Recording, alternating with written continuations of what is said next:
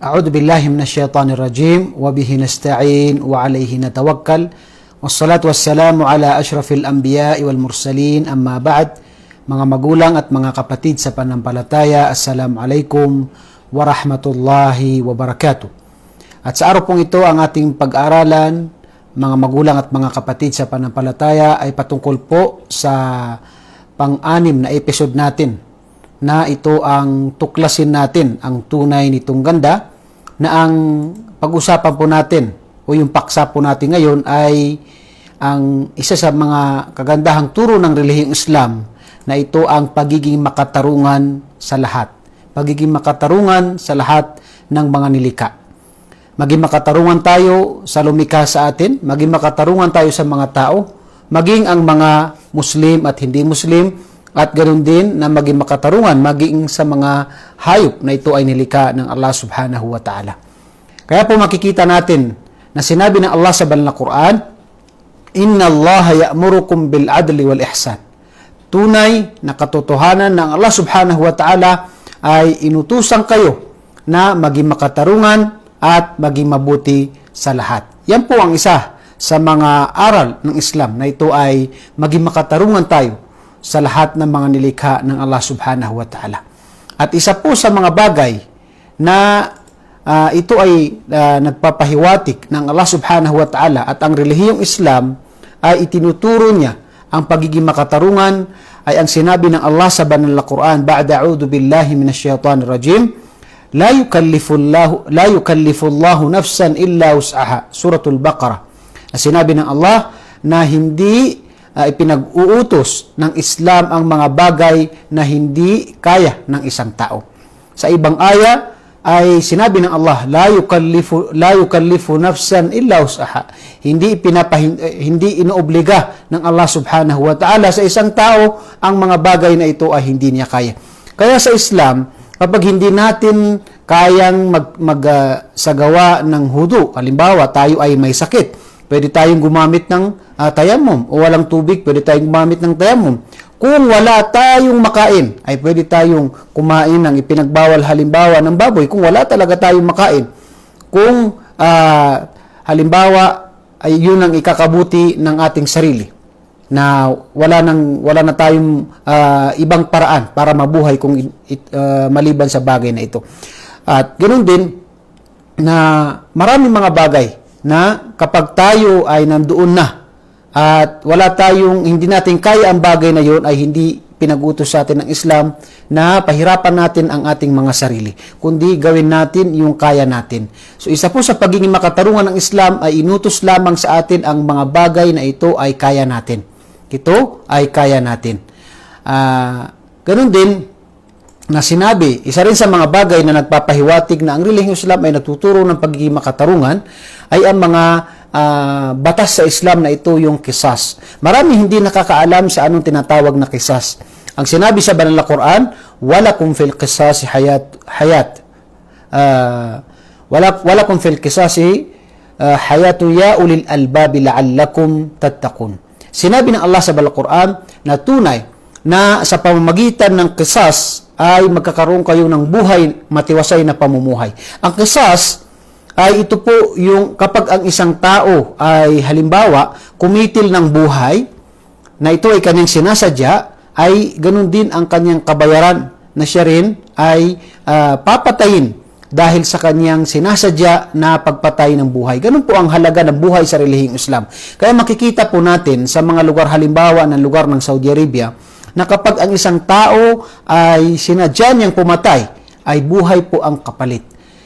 Maging makikita natin sa balita, nung nakaraan na mga 7 years, ay maging ang isa sa mga family po, isa sa mga royal family, kung di ko nagkakamali, ay apo ng king ng Saudi Arabia, siya po ay pumatay ng kanyang sinasadya ng isang tao, at hinatulan din siya ng kamatayan dahil hindi nagpatawad, hindi nagbigay ng, kasi meron tayo tinatawag na unang-una, tatanungin ng kanyang pamilya. Kung yun ang kagustuhan nila, buhay din ay ibibigay sa kanila. Pero kung ang gusto nila ay blood money, ay pinapahintulutan po yan. Yan po ay kinakailangan na tanungin ang mga pamilya, ang malalapit na pamilya ng taong namatay. yung kanyang asawa, yung kanyang mga tinatawag na anak, yung kanyang mga pamilya, malalapit na pamilya, sila po ay tatanungin sa bagay na ito, kung ano man ang kanilang gugustuhin. Kaya ang isa sa mga bagay na makikita natin na magpapagaan sa loob ng sa puso ng isang tao ay kapag makuha niya ang katarungan.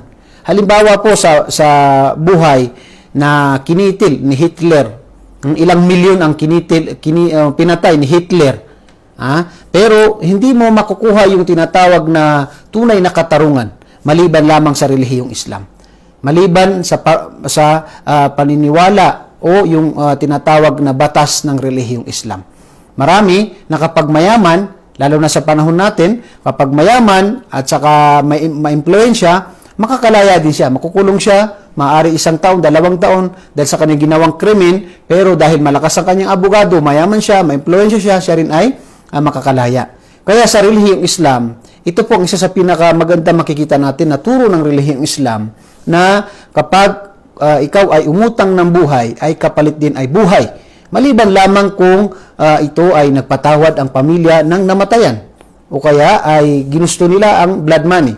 At ganun din na dapat ito ay sinasadya. Hindi yung tinatawag na self-defense. Magkaiba po yan, yung mga ruling sa mga bagay na ito. So isa po sa makikita natin sa relihiyong Islam, ganun din, kaya dito sa bansang Saudi Arabia, makikita natin na kapag sumuntok ang isang tao sa kanyang kasamahan o kaibigan, o halimbawa nag-away sila, tatanungin sila, sino yung nanakit? Bakit mo sinaktan ito?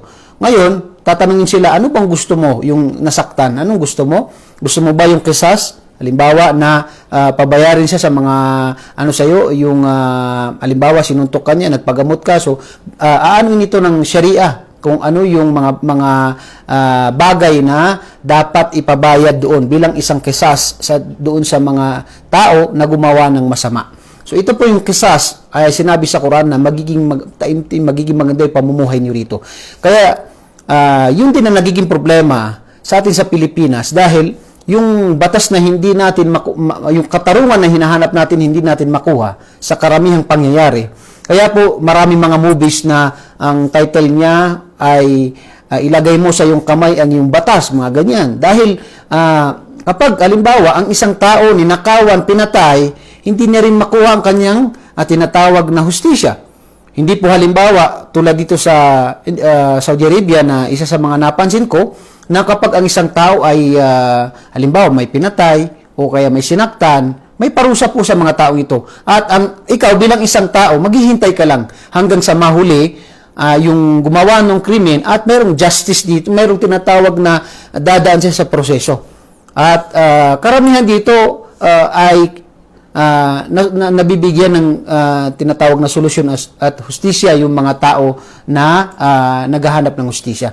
Kaya sa atin, yun ang nagiging malaking problema na hinahanap na maraming mga tao yung hustisya.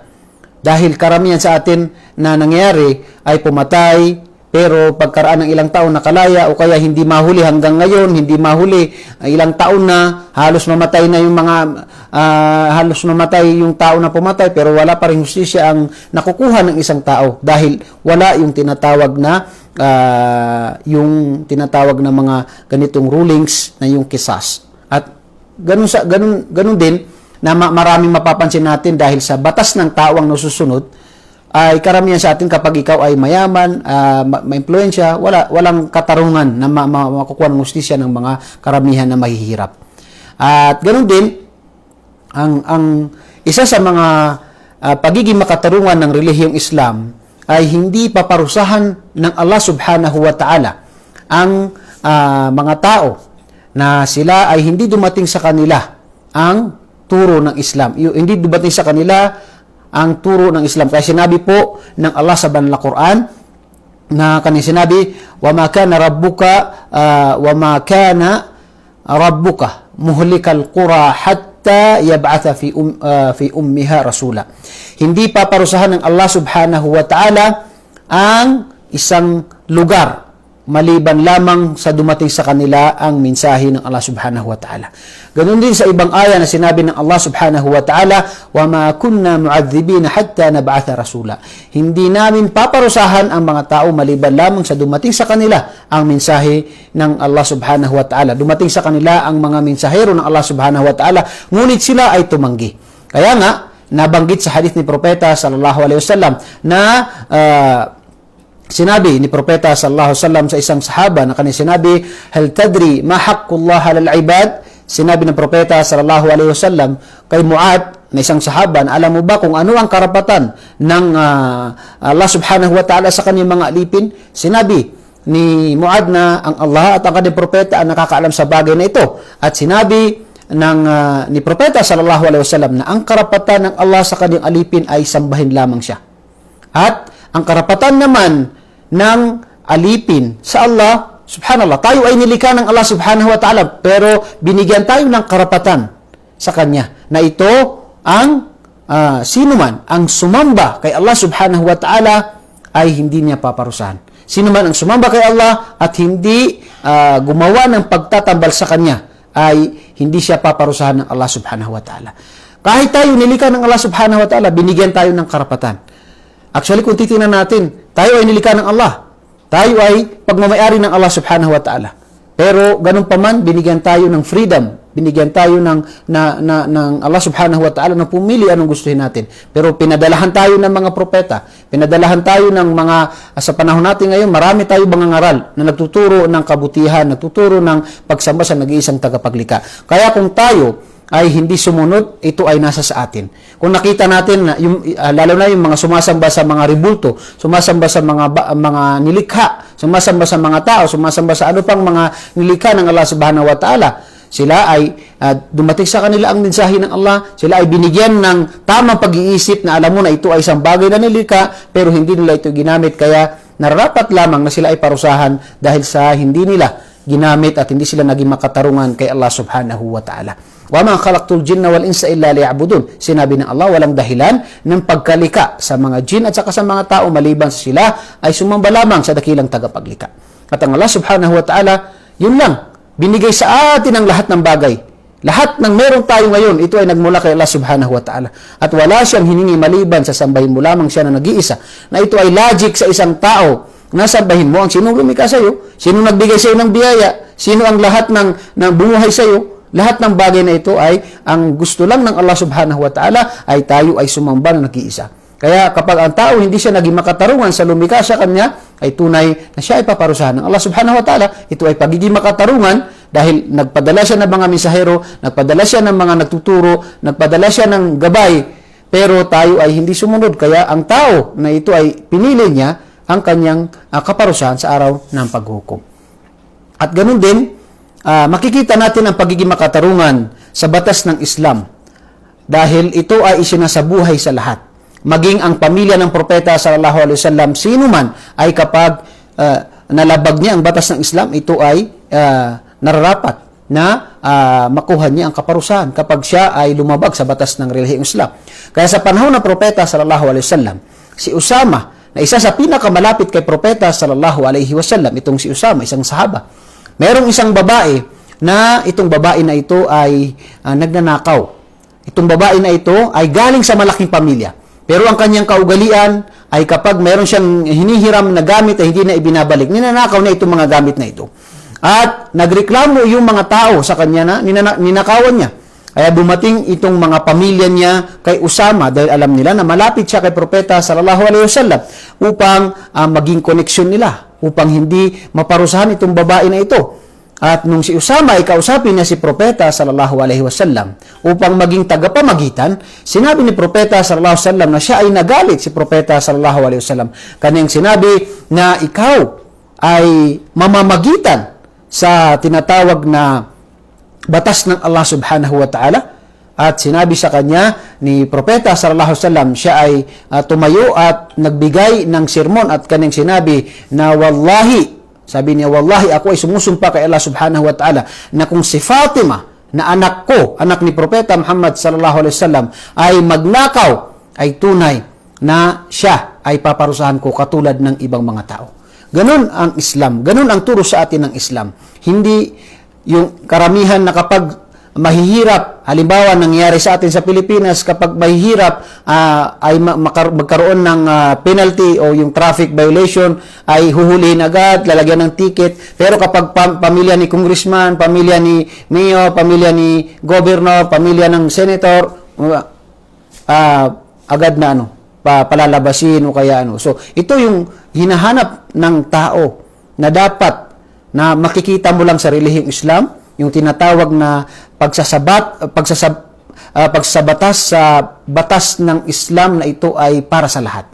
Ito ay para sa lahat. Kaya po sa relihiyong Islam, una-una, ang inutusan ang isang qadi, isang nagtatrabaho sa Supreme Court, halimbawa, na hindi tumanggap, halimbawa yung sa atin sa Supreme Court, yung mga attorney na nagtatrabaho sa Supreme Court, ang turo sa Islam, doon sa mga tao na nalagay sa bagay na yan ay, una-una, ay hindi pwedeng tumanggap ng regalo mula sa mga tao na sila ay kasalukuyan. Yung mga tao na sila ay kasalukuyan na mayroong mga problema patungkol sa anumang problema sa gobyerno, na sila yung nakalagay na yung mga judge na ito, yung mga qadi na ito, na sila yung nakalagay na mag-aayos sa mga tao na ito. So, hindi pwede, haram, bawal po sa Islam na tumanggap sa kanila ng regalo. Sa panahon natin ngayon, napakarami ang nangyayari na ganito. Tumatanggap ng mga regalo, mga sasakyan o iba pang mga regalo, kaya walang pag-aalilangan na kapag siya ay dumating yung judge na yun, sigurado 100% na ang kanyang kakampihan ay yung tao na malapit sa kanya at saka yung tao na nagbigay sa kanya ng regalo. At ganun din sa relihiyong Islam, kapag ang isang judge ay inutusan siya na sa layak del qadi wa huwa ghadban, na hindi siya pwedeng magbigay ng hatol kung siya ay sobrang nagagalit. Halimbawa, mayroon siyang tinatawag na bagay na ikinagalit, at ngayon ay oras ng paghatol ay hindi siya magbibigay ng hatol. Yun ang turo sa Islam. Dahil ang tao minsan ay tinatawag na sensitive, yung tao. Minsan, lalo na yung may problema sa pamilya, may problema sa... Kaya yung bagay na yun, pinagbawalan ng Sharia na siya ay magbigay ng hatol sa mga hahatulan niya kapag siya ay sobra ang nagagalit. At ganun din yung ang tinatawag na pagbibigay ng suhol, yan ay ipinagbawal at napakalaking kasalanan sa relihiyong Islam. Na marami po sa panahon natin ngayon itong nangyayari, itong mga bagay na ito. Sa relihiyong Islam, ipinagbawal po ang pagtanggap at yung pagbibigay ng suhol. So bilang pagiging pantay, maging makatarungan sa lahat ng mga tao. Ganun din, ang pagiging makatarungan sa mga tao, napakarami po yan. Tulad ng pagiging makatarungan sa iyong mga magulang. Ang turo sa Islam ay wa'budullaha wa la tusyriku bihi syai'a. Sambahin mo ang Allah at maging mabuti ka sa iyong mga magulang. Wala taqul lahum uf, wag mong sabihin sa kanila ang salitang uf bilang pagtanggi. So yung salitang uf, 2 letra lamang yan. Bawal po sabihin sa magulang bilang pagtanggi sa iyong mga magulang. At yung tinatawag na pagiging makatarungan sa pamilya. Kaya po, sinabi sa Islam, makikita mo yung turo sa Islam na sinabi ng Allah subhanahu wa ta'ala, وَإِنْ خِفْتُمْ أَلَّا تَقْسِطُوا فِي الْيَتَامَى فَانكِحُوا مَا طَابَ لَكُم مِّنَ النِّسَاءِ مَثْنَىٰ وَثُلَاثَ وَرُبَاعَ فَإِنْ خِفْتُمْ أَلَّا تَعْدِلُوا, sa ibang aya na sinabi ng Allah, فَإِنْ خِفْتُمْ أَلَّا تَعْدِلُوا فَوَاحِدَةً. Ang turo sa atin ng Islam, ikaw ay mag-asawa, pinapahintulutan ka mag-asawa ng 1, 2, 3, 4. Pero dapat alam mo yung mga kondisyon nito. Hindi yung iba na mashallah alam niya itong sunnah pero hindi siya nagsusunna sa masjid, hindi na nagsasala, hindi nagpa-fasting. Maraming sunnah iniiwan niya. Ang alam lang niyang sunnah ay ito yung pag-aasawa ng 2, 3, 4. Ito po ay pinapahintulutan sa Islam. Pero bago natin pasukin ang bagay na ito, ay alamin muna natin yung mga kondisyon upang hindi tayo magkasala. Dahil sinabi ng Allah sa Banal na Quran, وَإِنْ خِفْتُمْ, kung alam niyo sa inyong sarili na kayo ay natatakot na hindi kayo maging makatarungan sa kanila, وَإِنْ خِفْتُمْ أَلَّا تَعْدِلُوا فَوَاحِدَةً, ay obligado sa iyo na mag-asawa ng isa. Obligado sa iyo na mag-asawa ng isa kung alam mo sa iyong sarili na hindi ka magiging makatarungan sa kanila. Tanungin mo ang iyong sarili, bago ka mag-asawa ng pangalawa, magiging makatarungan ba ako sa kanila? Meron ba akong kakayahan na maging makatarungan sa kanila? Alam mo ba yung mga kondisyon sa mga bagay na ito bago ka mag-asawa? Pinag-aralan mo ba yung mga kondisyon sa mga pagiging makatarungan sa paggastos sa kanila, pagiging makatarungan sa araw nila, pagiging makatarungan sa lahat ng bagay, dapat maging makatarungan ka sa kanila.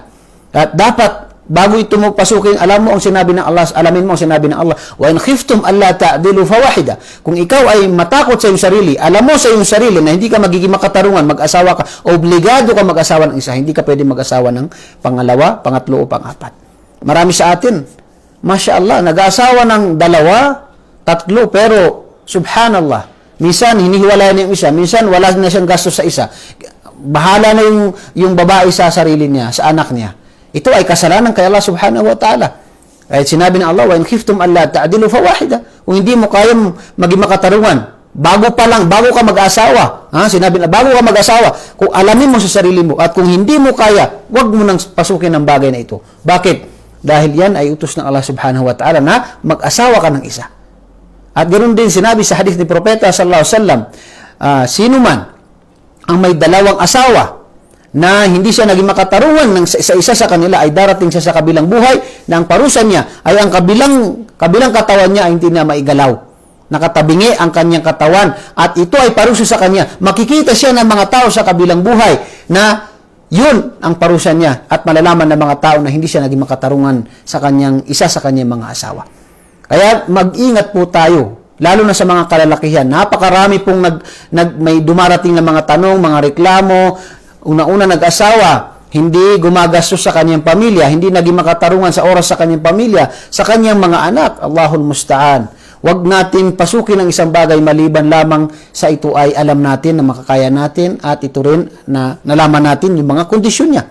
Dahil minsan hindi po nagiging maganda ang larawan ng Islam dahil sa ginagawa ng iba sa atin.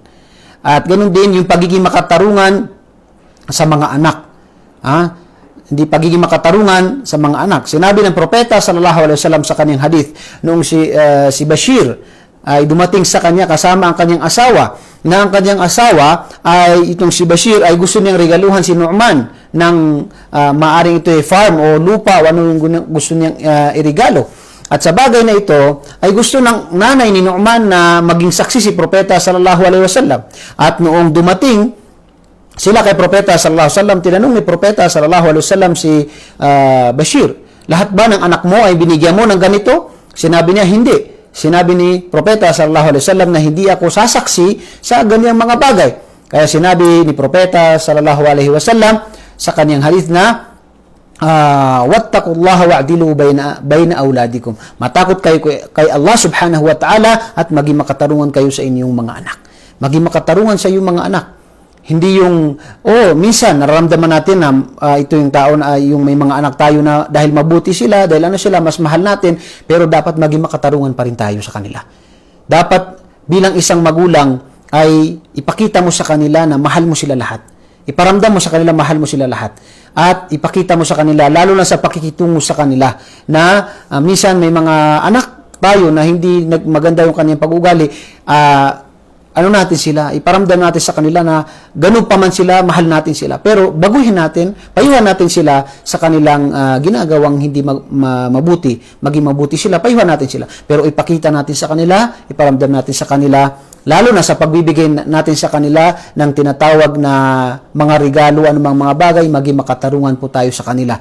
Yan po ang sinabi ni Propeta sallallahu alaihi wasallam, wattaqullaha wa'dilu fi auladikum. Na katakutan niyo ang Allah subhanahu wa ta'ala at maging makatarungan kayo sa inyong mga anak.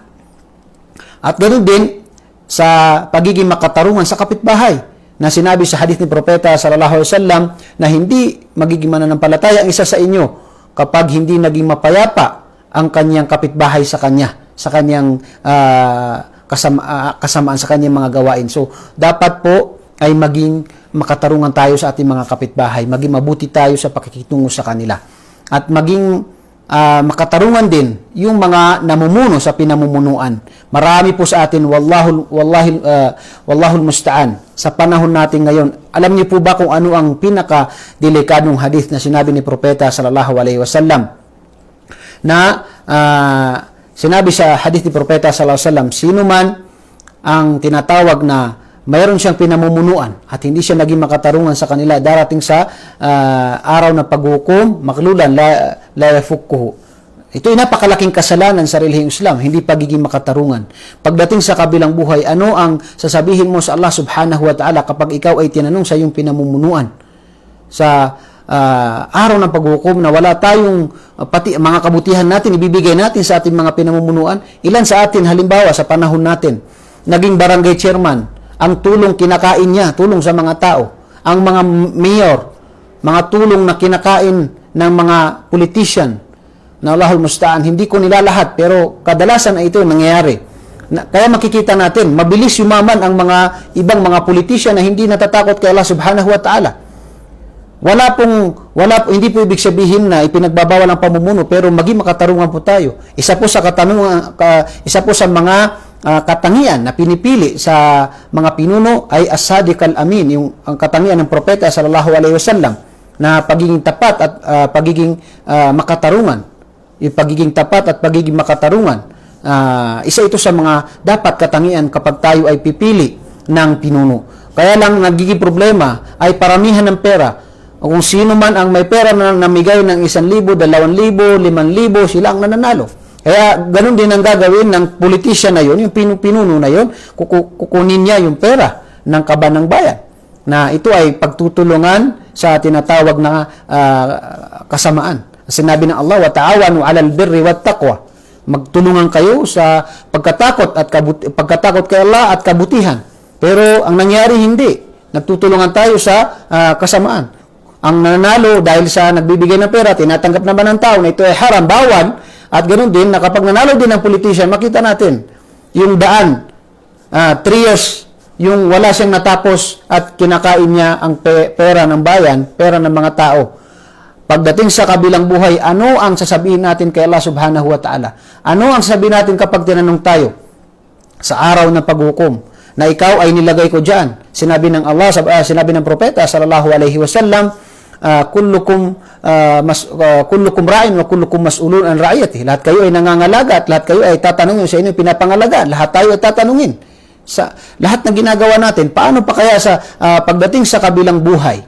Ito ay karapatan ng mga tao, Allahul Musta'an, karapatan ng mga tao, mga ayuda na kinuha ng mga barangay, mga mayor, congressman, tulong sa mga tao, mga milyon na tinulong sa mga tao, minsan pa galing ng ibang country, bilyon ang tinutulong sa atin, milyon ang tinutulong sa atin, nasaan? Subhanallahil azim.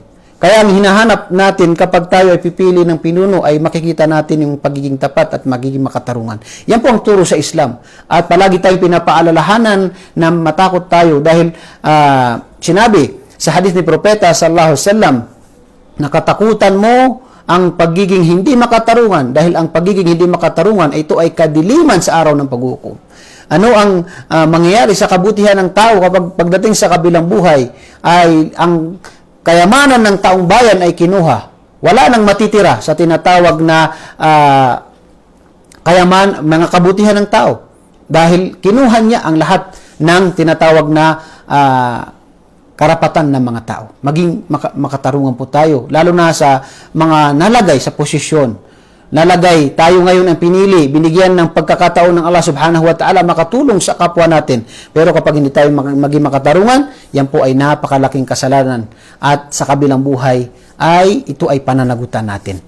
Ganun din na tinuturo sa atin ng Islam ang pagiging makatarungan sa yung mga kapatid na mananampalataya. Kaya isa sa mga turo ng Islam ay sinabi sa hadith ni Propeta sallallahu alaihi wasallam, لا يبلغ العبد حقيقة الإيمان حتى يحب للناس ما يحب لنفسه. Sa hadith ni Ibn Habban, na sinabi ng Propeta sallallahu alaihi wasallam na hindi mo mararamdaman, hindi mo maaabot ang tunay na iman o pananampalataya maliban sa mahalin mo sa mga tao ang dinatawag na gusto mo sa iyong sarili. Ito ang hadith na napakadakilang hadith. Marami sa atin yung tinatawag na hindi naging makatarungan na sa kanyang kapatid dahil nagkakaroon siya ng inggit, nagkakaroon siya ng tinatawag na mga bagay na kasi ang ganitong hadith kung hindi natin ito isabuhay, maraming mga disadvantage sa isang tao. Halimbawa, sisiraan niya ang kanyang kapatid upang hindi matanggap sa trabaho, sisiraan niya. Sisiraan niya sa maraming tao. Ganun din na gagawa siya ng mga bagay para kamuhian yung taong ito ng mga tao. Ito yung tinatawag na pagkainggit sa kapwa. Na ito ay tinatawag na hindi pagiging makatarungan din. At ganun din, sinabi ng Allah sa banal na Quran, Ya ayyuhalladhina amanu, idza ja'akum fasiqun binaba'in fatabayyanu. O kayong mga mananampalataya, kapag may dumating sa inyo na isang balita, na isang mga balita sa inyo, ay nararapat na inyong alamin ang mga bagay na ito. Yung bagay na ito, totoo ba? Ano bang totoo nangyari? Kaya sa Islam po, hindi po kapag may narinig tayo na isang balita, isang chismis o anumang salita, ay agad nating paniwalaan. Hindi po ganoon. Sa Islam ay yan po ay hindi pagiging makatarungan. Kinakailangan na alamin natin ang tunay na sinabi ng kapatid natin. Bakit maraming nagkakaroon ng away o nagkakaroon ng alitan sa bawat isa? Dahil mayroong narinig na balita na sinabi na ito daw ang sinabi patungkol sa iyo. Pero ito ay maaaring nabawasan, ito ay maaaring nadagdagan. Pero kapag ito ay inalam natin at ano ba yung gustong pakahulugan ng kapatid natin o tama ba na sinabi ito ng kapatid natin, ito ay nagiging malinaw sa atin. Kaya nawawala yung tinatawag na hidwaan sa bawat isa. At itong turo sa atin ng Islam na alamin natin. Napakaganda po ito. Huwag tayong manghusga ng mabilis sa kapwa. Alamin natin ang totoong pangyayari. Marami tayong nakikita na mga bagay na naghusga na tayo sa kanila, hindi ito pagiging makatarungan. At iwasan natin ang bagay na ito. Maging sa mga hindi mananampalataya, maging sa mga kalaban, kumakalaban sa Islam ay maging makatarungan tayo. Unang-una, ay parating natin sa kanila ang Islam at ganun din, ito yung da'wah, ito yung karapatan nila sa atin, may parating natin sila ang turo ng Islam, ang tamang turo ng relihiyong Islam. At ganun din, sinabi sa hadith ni Propeta sallallahu alaihi wasallam na sino man ang tinatawag na sino man ang Muslim na mayroong tinatawag, halimbawa sa isang hadith ni Propeta sallallahu alaihi wasallam, itong kasunod ng hadith na ito, may nakatira na hindi Muslim sa lugar ng mga Muslim at hindi siya naging makatarungan sa kanila, ay isa ito sa sinabi ni Propeta sallallahu alaihi wasallam na faana hajijuhu. Ibig sabihin sa araw ng paghukom ay si Propeta sallallahu alaihi wasallam ang tatayo bilang tinatawag na magtatanong sa mga tao na hindi sila naging makatarungan sa kanilang mga tao na sila ay hindi mga Muslim na nakatira sa lugar ng mga Muslim. Kaya kahit hindi Muslim ay narapat po na maging makatarungan tayo sa kanila. Hindi po ibig sabihin, tulad po ng sinabi, may nagtanong o may nag-comment sa isa sa mga video natin na kanyang sinabi na pag-aralan daw niyo yung tinatawag na mga kapatid niyo na sila yung nangre-rape daw dito sa Saudi Arabia, halimbawa, gumagawa ng masama, mga kahayupan. Hindi po ito pagiging makatarungan. Dahil ang tinitingnan ng isang tao ay yung minsan na mga balita. Wala po bang nangre-rape sa Pilipinas? Wala po bang nangre-rape sa Amerika? Bakit pinapasok ng tao ang relihiyon sa ginagawa ng tao? Maraming ang mga Muslim na hindi sila nagsasala. Hindi mo pwedeng husgahan ang relihiyong Islam sa ginagawa ng tao. May parusa po yan sa relihiyong Islam. May parusa sa relihiyong Islam ang ginagawa ng mga taong ito. Yan po ang isa sa mga payo ko sa mga nagsasaliksik ng kaalaman na ang tuklasin po natin, ang alamin natin yung katuruan ng relihiyong Islam at hindi po yung ginagawa ng ibang mga Muslim. Dahil may masama na Muslim, may mabuting Muslim. May masama na Kristiyano, may mabuting Kristiyano. Pero upang mahanap natin ang katotohanan at tayo ay maging makatarungan sa ating pagsasaliksik ng kaalaman, ay alamin po natin, saksihan natin sa pamamagitan ng pag-aaral ng katuruan ng relihiyong Islam. Ano ba ang turo ng Islam kapag ikaw ay ng api? Ito ang parusa. Halimbawa, hindi nagpapasahod na amo. Ano ang turo ng Islam? Ang turo po ng Islam ay bago matuyo ang pawis na nagtatrabaho sa iyo, ay ibigay mo ang kanyang sahod. Napakaganda ng relihiyong Islam. Kung mayroon ka mang kakilala, 3 buwan, 5 buwan, hindi nagpasahod, Muslim yung amo niya, lumalabag po yan sa relihiyong Islam, ang tao na yan. Hindi yan husgahan natin ang Islam dahil sa tao na yun. Dahil maging siya, ay yung ginagawa niya, ay paparusahan siya doon. Hindi po ibig sabihin na may gumagawa nun, yun ang turo ng Islam. Para nagiging unfair naman po sa atin. Halimbawa sa atin dito sa Middle East, na minsan din, may mga nagbabakla-bakla dito, subhanallah, yung mga kapatid natin, mga kababayan natin, na maging ako, minsan, nakasakay ako sa tinatawag na taxi, sasabihin sa akin, malum massage. Ibig sabihin ay, gagano, nagsisimula yun eh. Na sasabihin na baka ikaw ay bakla. Dahil mayroong mga bakla na Pilipino na tinatawag na gumagawa ng ganun, masasamang gawain na ganun, tapos nadadamay yung lahat. So, hindi po husgahan natin yung mga Pilipino na puro bakla dahil sa may isang bakla. O kaya, may Pilipino na manloloko sa kanyang asawa. Halimbawa, marami sa atin sa Pilipinas na may asawa sa Pilipinas na babae, pagdating sa Middle East, nag-asawa rin dito. Sasabihin ba natin ang lahat ng babae ay masasama, mga Pilipinong babae? Hindi po ganoon. Hindi po pagiging makatarungan yun. Hindi po dahil sa ginawa, halimbawa, pamilya ni De La Cruz, dahil merong isa sa kanila na magnanakaw, lahat sila magnanakaw, hindi po yan pagiging makatarungan. Ang pagiging makatarungan ay alamin natin kung ano ang mga turo ng relihiyong Islam at huwag nating husgahan ang relihiyong Islam sa ginagawa ng isang tao. Bawal sa Islam ang pagre-rape. Yung pagpatay, bawal sa Islam. Yung tinatawag na hindi pagiging makatarungan sa mga nagtatrabaho, bawal yan sa Islam. May mga kaparusahan yan. Yan ang tingnan natin yung turo ng Islam at huwag yung tinatawag na ginagawa ng mga tao. May masamang Muslim, may mabuting Muslim.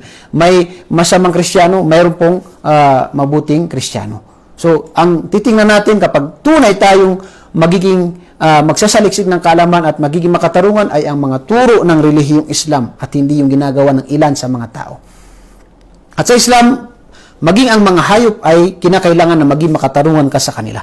Kaya sa hadith na nabanggit ng propeta sallallahu alaihi wasallam, isang hayop na yung aso, isang aso, dinaanan ito ng isang babae na sobrang nauuhaw ang aso na yun at pinainom ng babae na yun. Ang babae na yun ay isang prostitute. Pinainom niya yung aso na yun at ito ay nakita ng Allah subhanahu wa ta'ala at siya ay pinatawad ng Allah subhanahu wa ta'ala. Dahil lamang sa pagpapainom niya ng isang aso na nauuhaw. Allahu Akbar. Siya ay pinatawad ng Allah subhanahu wa ta'ala. At merong isang babae na kinulong niya ang isang pusa. Hindi niya pinakain, hindi niya pinainom, kinulong niya hanggang namatay ang pusa na yun. Siya ay pinarusahan ng Allah subhanahu wa ta'ala. Bakit? Dahil hindi niya pinainom, hindi niya pinakain, kinulong niya, hindi niya hinayaan na kumain, kaya pinarusahan siya ng Allah subhanahu wa ta'ala. Maging ang mga hayop ay tayo ay tinatawag na tinuturuan ng relihiyong Islam na maging makatarungan sa kanila. Kung mag-aalaga ka, pakainin mo. Kung hindi mo pakainin, ay hayaan mo na siya ay maghanap na makain niya.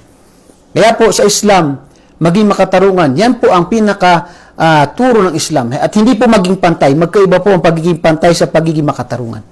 Ang pagiging makatarungan, yan po ang turo ng Islam. Maging makatarungan sa lahat. Maging sa mga hindi mananampalataya, kahit sa oras ng labanan ng mga Muslim at ibang mga kumakalaban sa relihiyong Islam. Hindi pwedeng sunugin ang simbahan, hindi pwedeng sunugin ang bahay, hindi pwedeng sunugin ang mga kahoy, hindi pwedeng patayin ng babae maliban kung ito ay sumama sa labanan, hindi pwedeng patayin ng matanda maliban kung ito ay sumama sa labanan, hindi pwedeng patayin ng bata. So, napakarami po. Napakarami po. At kung gusto nila ng kapayapaan ay makipag-usap kayo sa kanila ng kapayapaan. Makatarungan ng relihiyong Islam. Hindi katulad ng sinasabi ng ibang mga tao, hindi makatarungan ng relihiyong Islam sa mga kababaihan. Ang mga kababaihan po ay isa sa pinangangalagaan ng relihiyong Islam.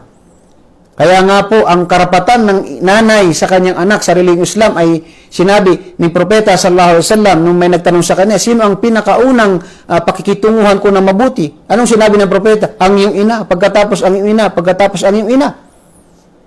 At sinabi ng Propeta sallallahu alaihi wasallam sa tinatawag na sa asawa, ang pinakamainam sa inyo, khairukum li ahli, ang pinakamainam sa inyo, ang silang mabuti sa kanilang mga asawa, mabuti sa kanyang asawa. At ako ang pinakamabuti sa inyo, sa inyong mga pamilya. So napakaganda po ng turo ng Islam. Napakaganda po. Tulad ng binibintang sa Islam na pagiging terorismo. Wala po yun sa relihiyong Islam. Ang turo ng Islam na sino man ang pumatay ng buhay ng hindi karapat-dapat ay para ni pinatay ang sangkatauhan. Ano pa ba ang mas higit doon na kaparusahan? At sino man ang buhay niya, ang isang buhay, ay para niyang binuhay ang sangkatauhan. Makatarungan po ang relihiyong Islam. At hindi po dahil may mga tao na gumagawa ng tinatawag na mga paglabag na nag-aangkin na sila ay Muslim o nagsasabi sila ng Allahu Akbar, ay sila na po yung hatulan natin ang Islam dahil doon. Hindi po. Ang relihiyong Islam po, ang tingnan natin ay ang kanyang mga turo. Napakaganda po ng mga turo ng Islam. Kaya po maging patas po tayo, maging makatarungan po tayo sa ating pagsasaliksik ng kaalaman. Ang relihiyong Islam, ang kailangan lang po natin ay malaman natin ang mga turo ng relihiyong Islam at isabuhay natin ang relihiyong Islam. Ito po ay isa po sa pinakamaganda na turo na makikita natin sa relihiyong Islam na dapat nating tuklasin ay ang turo ng Islam na maging makatarungan sa lahat ng mga nilikha, sa lahat ng mga tao. Maging makatarungan ka sa iyong sarili, sa iyong mga pamilya, maging sa mga hindi mga Muslim, maging sa mga hayop, maging makatarungan ka sa kanila. Kaya hanggang sa muli ako po ay nagpapasalamat sa inyo at sana po ay palagi po natin itong sinasabi na isabuhay po natin ng tama ang relihiyong Islam.